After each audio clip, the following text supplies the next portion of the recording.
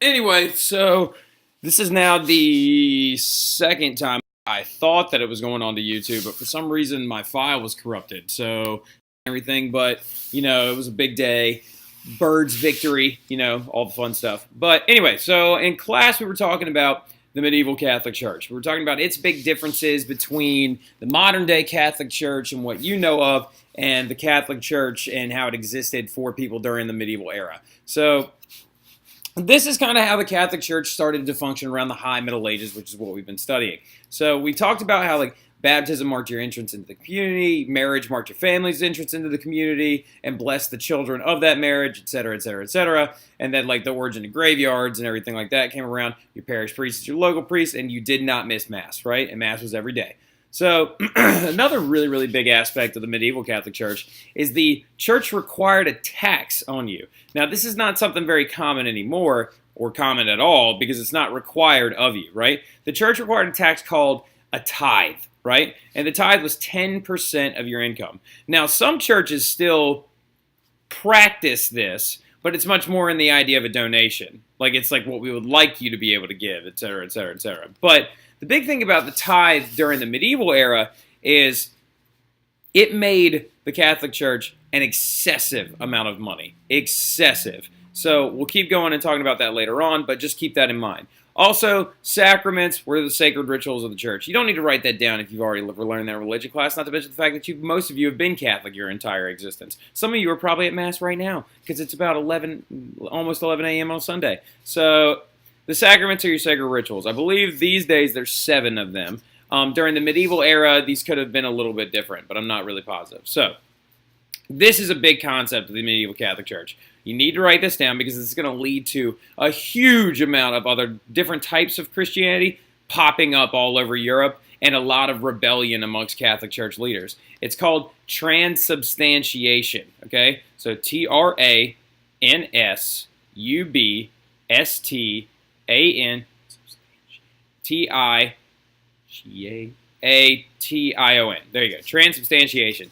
Transubstantiation is the idea that when a priest during the Mass blesses the Eucharist and the wine, it becomes the literal physical body and blood of Christ, and then helps complete the practice of the Eucharist, saying basically that you, the person, relies on the Catholic Church for your salvation. It kind of creates a bridge between the two people, making it so you can't find salvation without the church whatsoever, right?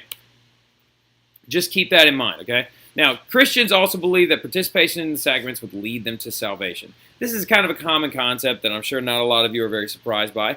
But the big part about it is they fervently believed in this during the medieval era due to the fact that quality of life was just so poor. Quality of life, usually your average, life expectancy, that's the word I'm looking for. Your life expectancy was very, very low, usually around the ages of 30, possibly. Infant mortality rate was at an all-time high. You could die from very, very common illnesses, like infected cut on your elbow, the plague's on the way. Famine is a very real issue. So participation in the sacraments is, of course, very, very, very important to the common medieval person due to the fact that quality of life was so terrible. This made it so another reason why you just did not miss church. You did not miss Mass, you always went. This is another really big concept, and one of the only great things the medieval era has ever produced is the concept of cathedrals, okay? The idea of these humongous large churches ran by bishops. They supervise different parish churches and also hold large services. And they're also built in the Gothic style, okay? The Gothic style is the big thing I want you to pull out of this. So right underneath Gothic style, I want you to go 5 bullet points, all right? 5 bullet points, and we'll talk about different aspects of Gothic architecture really quickly. And we'll use a couple of the churches that I've actually seen in the past. So the first one, this is St. Stephen's Cathedral in Vienna, Austria. Now, unfortunately, as you can tell, I cannot take a good picture to save my life, but let's focus on the church itself. So, whoops, why is it? That's not good. I don't want it to be sideways. There we go. Couple of things that kind of stand out to you out the gate. The first bullet point should always be everything comes to a point, all right? So most scholars will tell you it's about pointed archways. Well, everything in Gothic architecture typically always comes to a point or an apex, all right?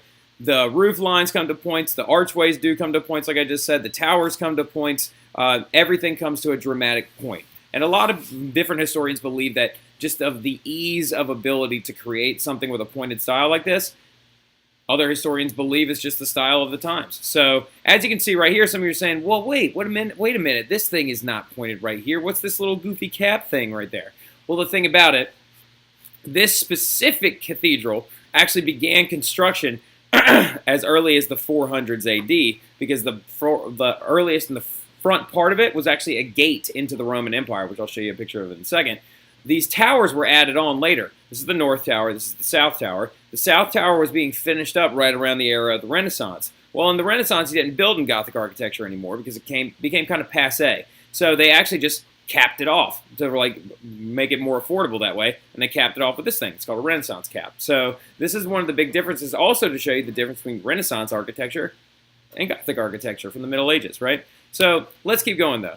Another big aspect of Gothic architecture: large stained glass windows, all right? So that's a very, very big thing, large stained glass windows. Also, other thing you can see right here, everything is symmetrical, okay? It's symmetry. Gothic architecture could literally be folded up on top of itself. Now, coolest thing about this little picture that I took while I was there, so you see these two little holes right here? So there used to hang these two giant brackets there, and with brackets, you hang stuff from brackets for people to be able to see. So some people would be like, oh, it's probably like a wreath or a laurel or a banner or something like that that's hanging from these brackets. No, not actually true. In this particular church, you see this portal right here, this whole construct right there, that's the gate into the Roman Empire I was talking about. This portion is the portion that you walk into when you actually get into the church. There used to be walls that branched off of both sides and no roof behind it. It used to be a gate to get into one of the easternmost areas of the Roman Empire. So they decided, the people from Vienna in Austria decided, well, let's build a church off the back of it. We already have the front completely done, right? So these two brackets right here, what used to hang from them was a really, really, really big leg bone. And some of you are like, well, where'd they get a really big leg bone from? Well, in the Old Testament, there's this talk of giants, right? There's talk of giants that roam the earth. People like Goliath. There were giants on top of the mountain when the Jews got finished wandering for 40 years. Apparently, Caleb was the one that destroyed them. So anyway, the coolest thing about it, though, is that this is an Old Testament idea, and the priests wanted to find some type of evidence to prove to people that, look, the Old Testament's legitimate. Check this out. We found this giant's leg bone. Turns out the whole time it wasn't a giant's leg bone. It was a woolly mammoth leg bone. So there you go. But also, vaulted ceilings is another really big aspect of Gothic architecture. So we're up to 4 right now. Vaulted ceilings. Vaulted ceilings give you the ideas of these huge open rooms that are better for acoustics, better for a lot of different things, right? So large vaulted ceilings, okay? So the last thing that we'll talk about really quick, this is St. Nicholas in Prague. I've also been here as well. This is in the Castle District. How do you make those vaulted ceilings possible without rafters? Well, here's what they are. They're called flying buttresses, okay? So write down flying buttresses. So that's all 5 aspects we're going to talk about. So flying buttresses are these things right here. They actually are exterior roof supports. They hold up those vaulted ceilings from the outside of the building. You see them right here? Like those little things right there going bang right into the side of the wall. So flying buttresses. That's the last aspect of Gothic architecture. This is the most famous Gothic cathedral that you know of. This is Notre Dame in Paris, France, okay? So, and as you can see, it shares a lot of those ideas. Here are flying buttresses, everything comes to a point, high vaulted ceilings on the inside, it's symmetrical, as well as, I think I missed, large stained glass windows, all right? So, anyway, also the gargoyles, which is just kind of funny. Now, really, really quickly, the church and women, okay? Some of you need to understand that the ideas that the church set forward about women are not necessarily going to be, well, they're not factual up front, but then also not to mention the fact that they are going to push forward the ideas of misogyny and chauvinism and lead to the belief that men are superior to women, okay? So, because the Catholic Church believed that all people were equal before the eyes of God. However, the Catholic Church believed that women were viewed as weak and easily led to sin. A lot of this comes from the Old Testament. Who took the apple? Of course, Eve did, right? Who cut off Samson's hair? Oh, of course, Delilah did, right? So the Catholic Church instead preached the ideas of the ideal woman. and that's, of course, the Madonna, Mary. So that's another thing you can write down really quick since you're honors kids. The Madonna is another way of saying like the mother and Mary. So Mary is considered the ideal woman. However, these concepts about women are going to lead to inequalities amongst the genders as time progresses forward. Even this stuff is going to hang on even until the Renaissance, actually. So next thing we're going to talk about really quick, monasteries and convents, okay? So monasteries and convents, I don't like the definition that I have on this presentation, so I just want you to listen clearly and actually write this down. So monasteries and convents are large churches or areas where monks and nuns dedicate or devote their life to their religion. Okay, I'm going to say it again. Large churches or areas where monks and nuns dedicate or devote their life to their religion. Okay, so monasteries and convents are the ideas, this you can write down though, that the study of the faith, right? Monks and nuns would actually were believed to live at these monasteries and convents, live within the orders of their lives of the Benedictine rules, which I'm going to throw up here in about 2 seconds. And it's the ideas of kind of like, whenever you remember hearing like the stereotypical the vow of silence and stuff like that, that's a monastic view. That's a monastic rule, okay? That's where most of your books were created as well, in monasteries and convents, before the printing press was ever created, because monks would actually handwrite them. So they provided basic health care, education, provided places for travelers to sleep as well. So they were very welcoming. But they also were created the Benedictine rules, right, by Saint Benedict. Saint Benedict created the Benedictine rules to regulate monastic life as well, to regulate the priests, nuns, sisters, brothers, all the workers amongst the Catholic Church. Now, his original rules came out around 600 AD. But the thing about his original rules were they were kind of off the wall a little bit. Like you could only eat cloven hoofed animals, and you could only you had to have a light on in your room at all times, and you had to spend at least like I think it was an hour in silent prayer a day, and like this huge list of rules regulating what they could eat, what they could do, what they could do, all this other stuff. Now these ones are going to be added later, to in about the 1200s AD, so during the late Middle Ages.